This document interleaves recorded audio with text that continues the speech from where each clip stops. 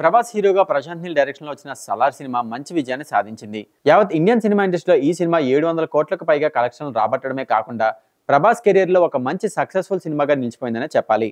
మరి ఇలాంటి సందర్భంలోనే ఈ సినిమాకి సీక్వెల్ గా సలార్ 2 సినిమా కూడా రాబోతుందంటూ మేకర్స్ అయితే అనౌన్స్ చేశారు. ప్రస్తుతం ప్రశాంత్ నీల్ ఎన్టీఆర్ తో ఒక సినిమా చేస్తున్నారు. ఈ సినిమా పూర్తయిన వెంటనే ప్రభాస్ తో సినిమా చేయడానికి సన్నాహాలు చేసుకుంటారు. ఇక సలార్ మొదటి పార్ట్ లో పృథ్వీరాజ్ సుకుమారన్ ప్రభాస్ ఇద్దరు ఫ్రెండ్స్ గా కనిపించినప్పటికీ రెండో పార్ట్ లో మాత్రం ఇద్దరు బద్ధ శత్రువులుగా కనిపించబోతున్నారనేది మొదటి పార్ట్ ఎండింగ్ లో మనకు చూపించారు.